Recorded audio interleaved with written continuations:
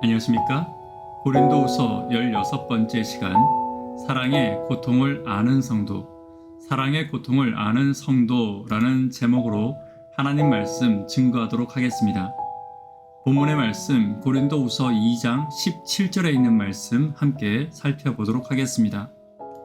우리는 수다한 사람과 같이 하나님의 말씀을 혼잡하게 하지 아니하고 곧 순전함으로 하나님께 받은 것 같이 하나님 앞에서와 그리스도 안에서 말하노라. 하나님의 말씀을 혼잡하게 하는 것이 무엇입니까?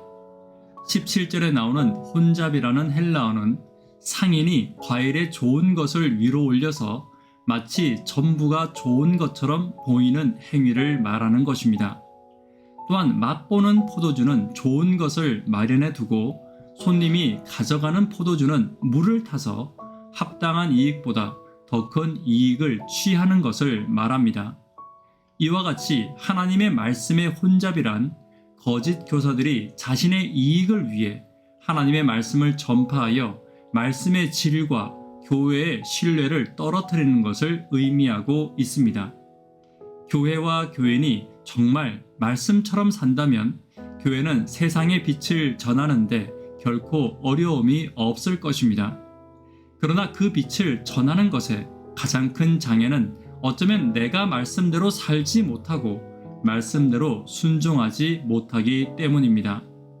오늘 말씀대로 순전하게 하나님의 일을 이루며 사는 것이 무엇인지 2장 전체의 내용을 정리하며 함께 살펴보도록 하겠습니다.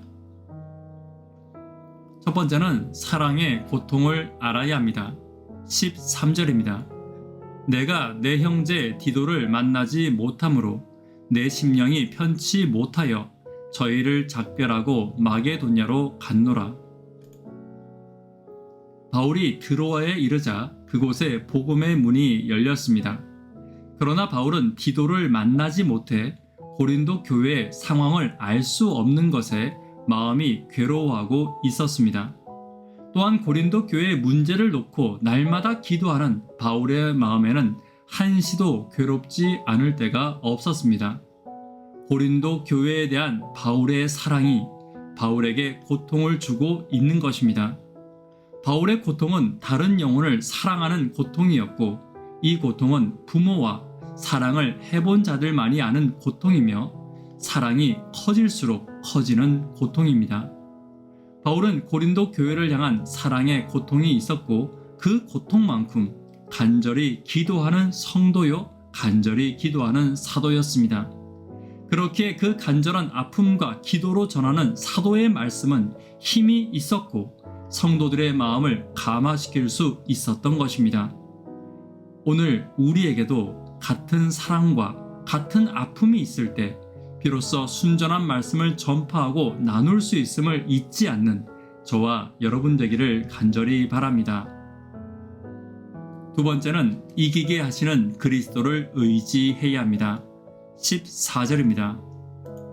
항상 우리를 그리스도 안에서 이기게 하시고 우리로 말미암아 각 처에서 그리스도를 아는 냄새를 나타내시는 하나님께 감사하노라. 바울은 결코 순탄하지 않은 전도자의 삶을 살았습니다.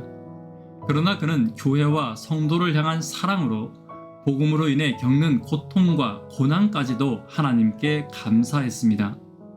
그리고 그 고난 끝에 하나님의 승리하게 하심을 확신하고 있었습니다. 우리도 마찬가지입니다. 고난은 있지만 그 고난의 끝에 하나님은 반드시 승리하실 것입니다. 결코 고난 때문에 복음의 순전함을 버려서는 안 되며 복음을 포기해서도 안 됩니다. 오늘 고난이 있지만 절망하지 않고 이기게 하시는 하나님을 바라보는 저와 여러분 되기를 간절히 바랍니다. 세 번째는 그리스도 안에서 말해야 합니다. 17절입니다. 우리는 수다한 사람과 같이 하나님의 말씀을 혼잡하게 하지 아니하고 곧 순전함으로 하나님께 받은 것 같이 하나님 앞에서와 그리스도 안에서 말하노라. 바울은 하나님의 말씀을 자의적으로 해석하지 않았고 상황에 맞추어 말씀을 유리하게 해석하지도 않았습니다. 또한 그는 인기를 위하여 말하지 않았으며 능력의 근원이 자신이라고 생각하지도 않았습니다. 바울에게 중요한 것은 주신 말씀을 있는 그대로 전하는 것이었습니다. 또한 바울은 선교할 때나 교회를 지도할 때 개인의 이익이나 사심이 조금도 개입되지 않았습니다. 바울의 이러한 모습이 그리스도 안에 사는 성도의 모습이며 순전한 성도의 모습인 것입니다.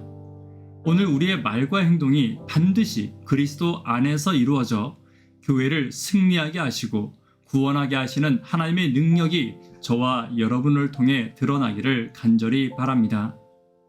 말씀에 결론 맺도록 하겠습니다.